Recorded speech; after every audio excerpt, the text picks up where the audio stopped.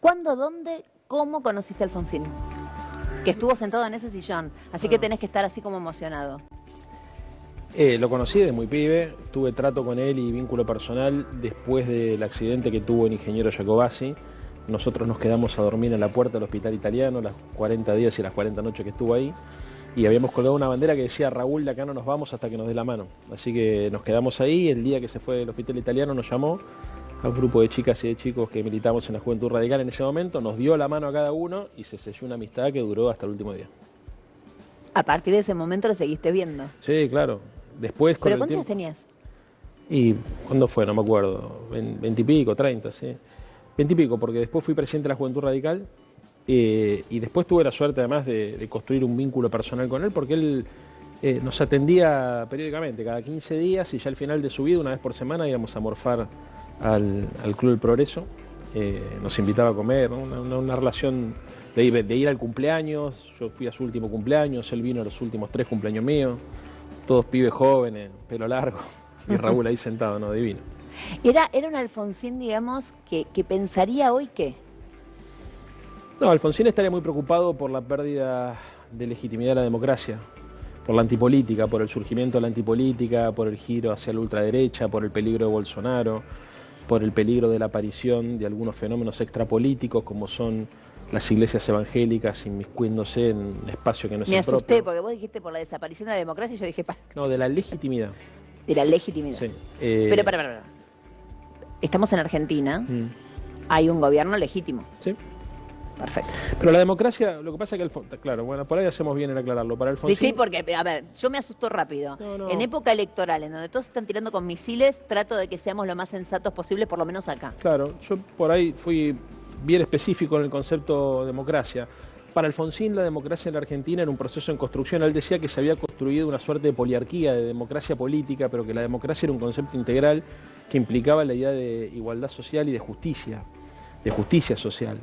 Él inclusive decía: tal vez en la Argentina recuperamos la república, pero no la democracia. La democracia no es solamente un régimen electoral o un sistema político, es mucho más que eso.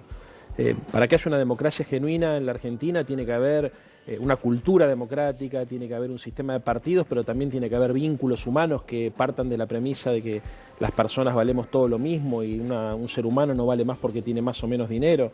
O sea, para Alfonsín la desigualdad tentaba contra la democracia. Él tenía una mirada... Esto que estábamos hablando recién, digamos, sí, como sí. A través de... Claro, tenía una mirada profunda de la democracia, no una mirada superficial. La democracia no es solamente elegir gobernantes cada 2 años. Macri es legítimo, pero la degradación de la legitimidad de la democracia lo excede a Macri.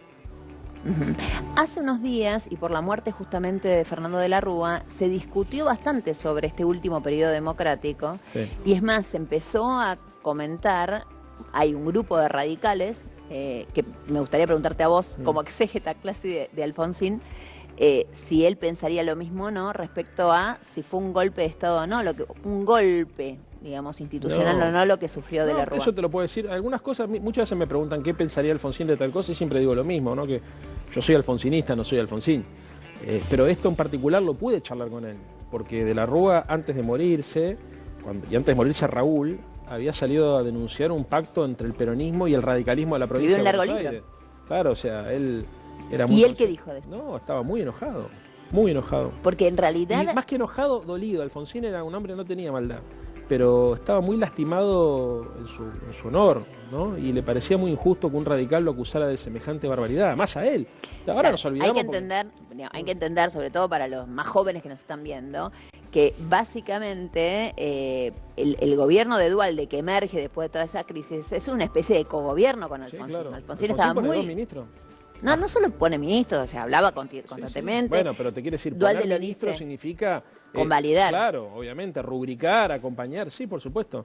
A ver, a De la Rúa la economía se le fue de las manos y la verdad que le termina estallando una bomba que él no instala, pero que no supo desarmar. Y a partir de eso la Argentina entró en una crisis profunda, de legitimidad, de representatividad muy fuerte.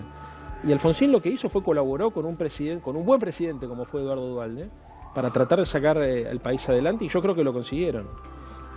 Y él de eso estaba orgulloso. No es un contubernio que que sucedió a espaldas del pueblo. Cuando te digo puso 2 ministros, es que él explicaba la necesidad de construir un gobierno de coalición nacional para sacar al país adelante, y lo consiguió. Vos tuviste una relación mucho más personal, yo tuve una relación como periodista y he charlado bastante con él también, en público y en privado. Me cuesta pensarlo a Alfonsín hoy apoyando la fórmula Fernández-Fernández. No lo haría.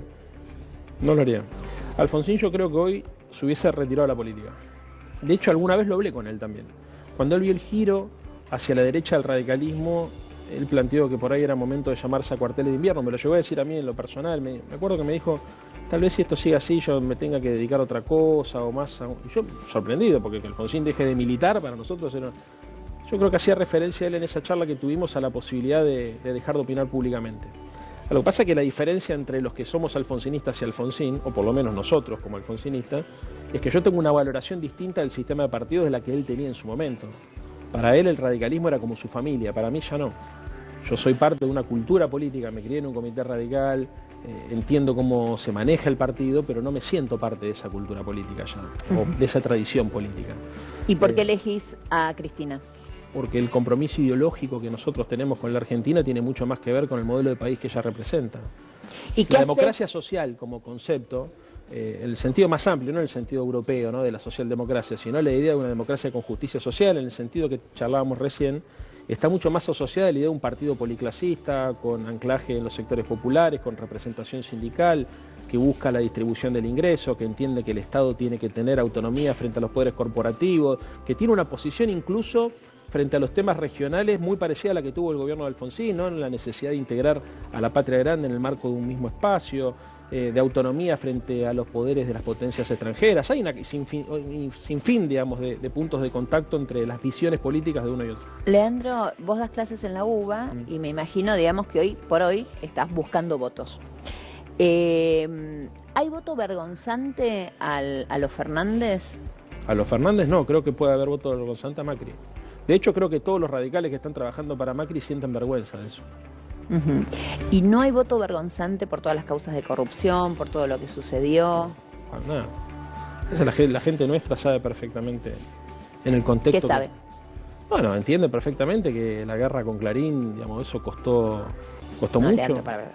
Una cosa es, digamos, lo mediático, que es un tema, y otra cosa son causas concretas. Los bolsos de López no son un invento de Clarín, estaban. No, pero vos fíjate, esta pregunta no se la vas a hacer al Rabino Berman, y sin embargo el gobierno nacional... No sabes que le voy a preguntar al Rabino Berman, no seas tan prejuicioso. Bueno, y vos también sos prejuiciosa cuando me preguntás a mí. A ver, vos me hiciste yo te respondo. Vos me hiciste la pregunta recién acerca de la sensación que puede sentir una persona por las acusaciones de corrupción. Exacto. Yo te fui muy específico con el hecho de la guerra con Clarín, porque creo que se ha sobredimensionado la situación a partir de que un sector del poder mediático en la Argentina se dedicó a destruir a un espacio político. Si vos utilizaras la misma vara para medir con la que se la medía a Cristina y al kirchnerismo el resto de las fuerzas políticas, tendrías una situación muy parecida. En eso yo tomo lo que dice Matías Lames, las identidades políticas no son corruptas en sí mismas. En todo caso son corruptas algunas personas. Y yo te podría decir que de Macri para abajo te puedo hacer una lista enorme de funcionarios que están procesados o que han sido incluso condenados, digamos, cercanos al macrismo, que sin embargo a nadie se le ocurra asociar, digamos, al macrismo, por lo menos en los medios de comunicación, con ese tipo de denuncias. Se lo pone el kirchnerismo en un lugar que me parece que es injusto y por eso te hice referencia al tratamiento mediático. Después, como militante político, cada caso de corrupción a mí me parte el alma, pero no por los míos, sino por los pibes. Porque cada vez que hay un tipo corrupto, hay un chico que deja de creer en la política. Ahí recién hablábamos, o mejor dicho, yo hacía referencia a las declaraciones de María Eugenia Vidal, porque es cierto que a la Cámpora, y esa fue nuestra primera charla hace unos pocos días, se le tira, digamos así, como si fuera un pecado ser de la Cámpora. Sí, es cierto. A ver, ¿querés una mirada más corrupta de la democracia que poner a los CEOs, a los gerentes de las empresas, al frente de las áreas en el equivalente al sector público? ¿Cómo? A ver, si vos ponés a un gerente de la Shell al frente del Ministerio de Energía, ¿qué te imaginas que va a pasar? Si vos ponés un trader como como el Toto Caputo, al frente del Banco Central, ¿qué te pensás que va a pasar? ¿Vos te pensás que la fuga de 16.000 millones de dólares que hubo en el Banco Central cuando el señor Caputo estaba al frente de él fue casual? o que el proceso del endeudamiento, que el del endeudamiento externo, la fuga de capitales y la timba financiera, ¿a qué se debe? Se debe esencialmente a que hay un sector, digamos, del poder económico financiero que colonizó el Estado.